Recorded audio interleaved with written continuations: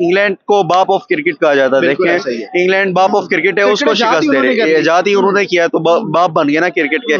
पर इस time India सबके बाप बने हुए हैं। विराट कोहली नहीं थे, के राहुल नहीं थे, दो मेन सीनियर प्लेयर नहीं थे, उसके बावजूद जो है इंडियन बैट्समैन ने अपना आप बनवाया और ये बताया कि वाकई हम लैंड ऑफ बैट्समैन, हमें एवं ही नहीं कहा जाता, किसी वजह से कहा जाता है। लेकिन अब तो वो मेरे ख्याल से लैंड ऑफ बॉलर्स भी बन चुका हुआ है, जिस तरह से बुमराह है, कुलदीप है, सिराज है, टिकने नहीं दे रहे, जो रूट को कुछ नहीं करने दे रहे। उसके अलावा एंडरसन को जिस तरह से जायसवाल खेल रहा है, शुभमन गिल खेल रहा है, तो बड़ा ही आउटस्टैंडिंग और मजेदार देख के मजा आता है। बिल्कुल सर, इसी तरह इंग्लैंड ने सिर्फ बातें की और उनको जो एग्जीक्यूट किया ग्राउंड के अंदर वो इंडियन टीम ने ही किया है। जिस तरह से इंडियन टीम ने परफॉर्म किया है, खासतौर पर जायसवाल की। इंग्लैंड आपको पता बानिए क्रिकेट है और उस बानिए क्रिकेट को इंडिया ने जो रुलाया है, मतलब कि देख के मजा आ गया। जिस तरह से सरफराज खेला, जिस तरह से शुभमन गिल खेला, जिस तरह से जायसवाल खेला।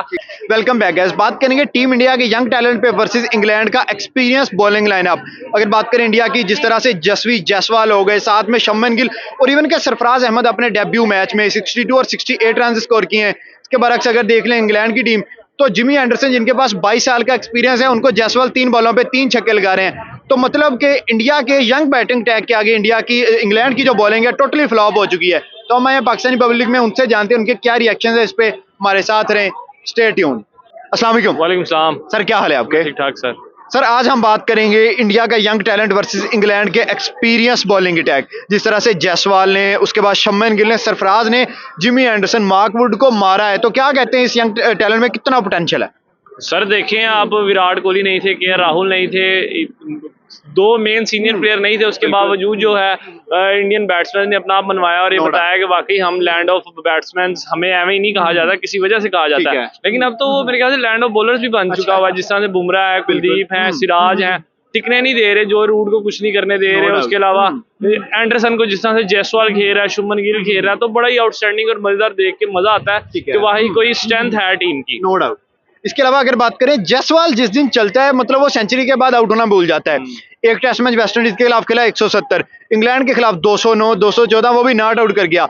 अगर चांस दिया जाता तो 300 भी कर सकता था। बिल्कुल ऐसी है। देखें, वो तो रोहित शर्मा ने उसको बुला लिया कि भाई बस कर, आजा, माफी दे उनको ना इतना। अभी वो देख ले, रिटायर हर्ट हुआ था 100 करने के बाद, वापस आया, उसने डबल सेंचुरी की है। मतलब कि अगर रोहित शर्मा ना बुलाता तो 300 पक्का था। 7 मैच उस बंदे ने खेल लिए, 1 सेंचुरी, 2 डबल सेंचुरी कर दी। अब आप और क्या देखना चाहते हो उस बंदे में? अभी बिल्कुल यंग है यार, और जिस तरह से उसकी स्टोरी है ना, वो दुनिया में सारों के लिए मोटिवेशन है, यंगस्टर्स के लिए मोटिवेशन है कि यार आपने जो है वो डिसहार्ड नहीं होना, मेहनत करते रहना। उस बंदे ने मेहनत की, IPL परफॉर्म किया, इंटरनेशनल लेवल पे आया, इंटरनेशनल लेवल पे मौका मिला, उसने उसको ग्रैब किया और परफॉर्म करके दिखाया। जिस तरह से इंडिया के यंगस्टर्स परफॉर्म कर रहे हैं, तो उन्होंने बता दिया कि चाहे आप जितने मर्जी बॉलर हो, जितने मर्जी आपकी पेस हो, चाहे आपका 20 साल का एक्सपीरियंस हो, लेकिन जब आप इंडिया के अंदर आएंगे तो यहाँ पर इंडिया के बैट्समैनों का ही राज चलेगा। जिस तरह से पिछले मैच के अंदर आप देखें, 2 यंगस्टर्स, कोई उनके पास टेस्ट का एक्सपीरियंस नहीं है। सरफराज खान, उसके साथ जो दूसरे खेल रहे थे ध्रुव जड़ेल मेरे ख्याल में, तो दोनों ही यंगस्टर थे, दोनों के पास कोई एक्सपीरियंस नहीं था। फिर भी उन्होंने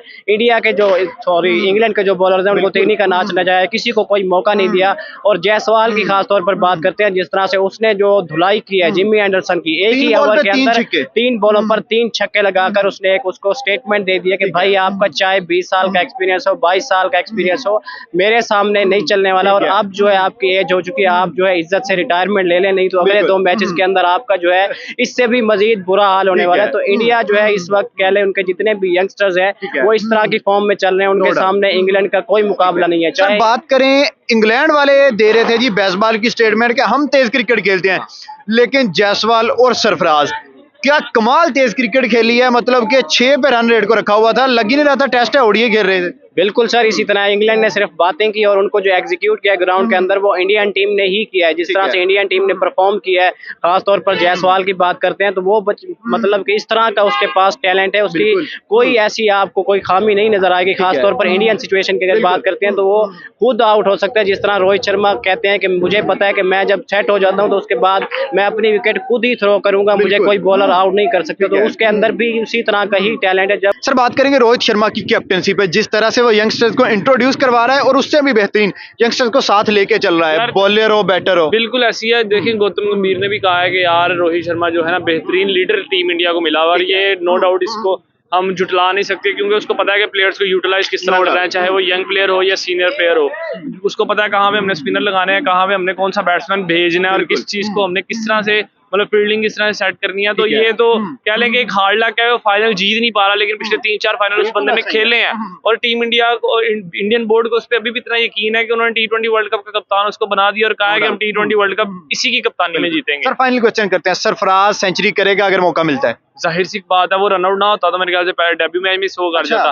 तो कोई बात नहीं, लेकिन अब उम्मीद है कि आगे परफॉर्म करेगा तो 100 कर सकता है, और मैं चाहता हूँ कि उस जो है वो 100 करे। इंडिया की बात करें, जायसवाल ने एक ही मैच के अंदर 12 छक्के मारे, और हमारे पुराने प्लेयर वसीम अकरम ने 12 छक्कों का रिकॉर्ड उसके पास था, तो वो अब टूट गया है, 12 छक्के बराबर हो गया है। तो अब नेक्स्ट मैच में देखना चाहिए जायसवाल ये रिकॉर्ड भी अपने नाम कर लेंगे। देखिए इंग्लैंड की अगर बात करें, सर एलेस्टर कुक बड़े जबरदस्त प्लेयर हैं, 161 उन्होंने टेस्ट मैचेस खेले हैं, उन्होंने 11 छक्के लगाए हैं पूरे करियर में। सिर्फ जायसवाल ने एक इनिंग में 12 छक्के, मतलब कि उनका रिकॉर्ड एक मैच में तोड़ के साइड पे कर दिया। इधर से साफ जाहिर होता है ना कि कितना टैलेंट है इंडिया के पास, और टैलेंट को कैसे सपोर्ट किया जाता है, टैलेंट को कैसे आगे लाया जाता है। देखिए सबसे बड़ी बात जायसवाल की परफॉर्मेंस पर मैं क्रेडिट सारा रोहित शर्मा को दूंगा। रोहित शर्मा ने देखिए उसको एक्सप्लेन किया कि आपने किस पिच पर कैसे आपने खेलना है, जिसकी वजह से उनकी परफॉर्मेंस डे बाय डे हमें नजर आती है अच्छी होती जा रही है। वाले सिर्फ बातों की हद तक रह गए हैं, उनकी आप एग्रेसिव स्टाइल, उनकी सिर्फ एग्रेशन जो है वो बातों के अंदर ही नजर आता है। कोई आप सीरीज बता दें जिसके अंदर वो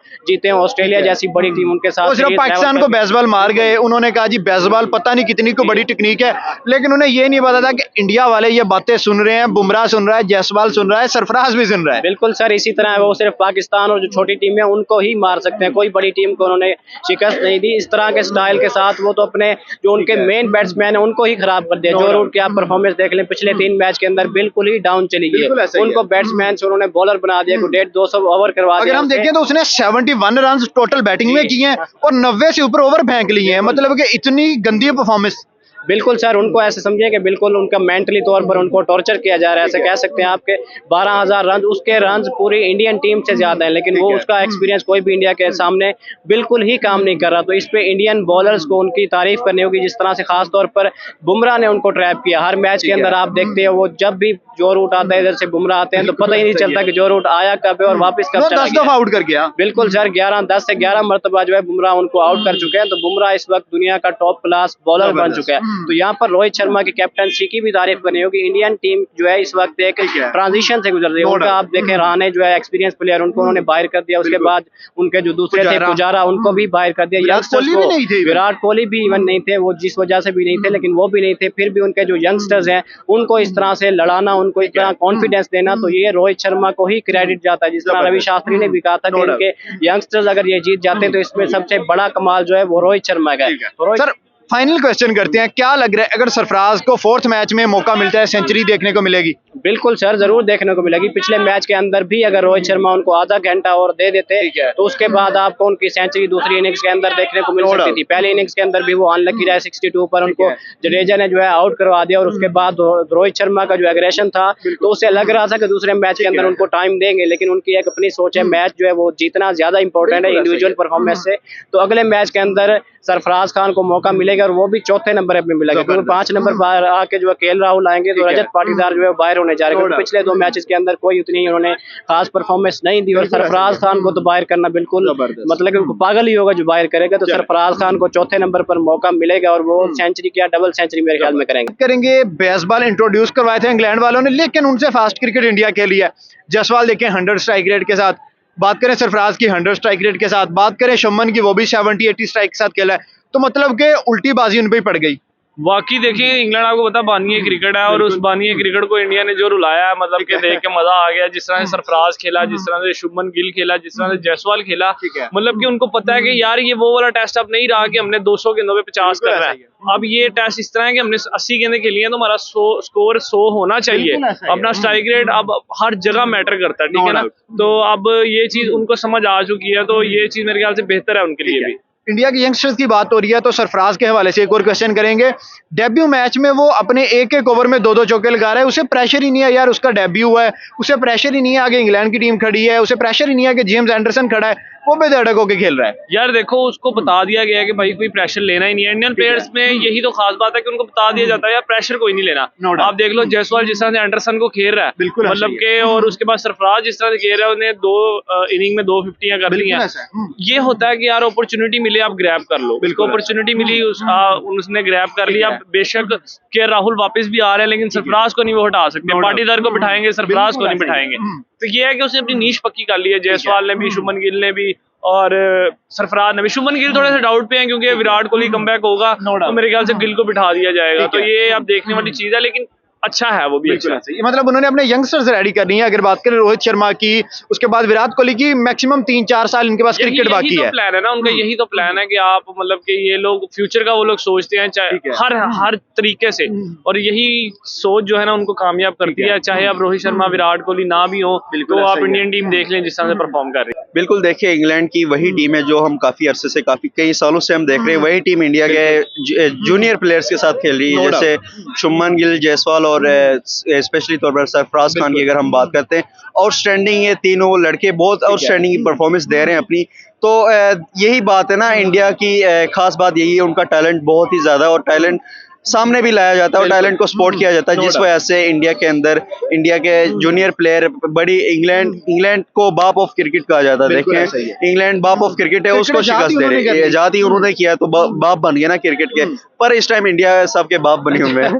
सर अब जरा बात करेंगे, जिस तरह थर्ड टेस्ट मैच में सरफराज का डेब्यू हुआ, उसने एक ओवर में बेसबॉल को 2-2 चौके, 3-3 चौके, मतलब कि उसने अपने पहले मैच में प्रेशर नहीं लिया बल्कि उल्टा बेसबॉल पे प्रेशर डाल दिया। बिल्कुल, देखिए ना, इसको कहते हैं डेब्यू एक ऐसा डेब्यू दिया जो कि हिस्ट्री में याद रखा जाएगा। देखिए बाहर उसकी फैमिली के, उसके स्पेशली तौर पर उसके अब्बू जी जो थे वो रो रहे थे, आंसू आ रहे थे उसके खुशी से। देखिए, और उसने परफॉर्मेंस दी और अपने अब्बू को इतनी खुशी दी कि उसके अब्बू के आंसू निकल आए। तो ये तारीख में याद रहेगा कि सरफराज खान का डेब्यू इतना अच्छा हुआ था, और डेब्यू में उन्होंने इतनी अच्छी परफॉर्मेंस दी थी। तो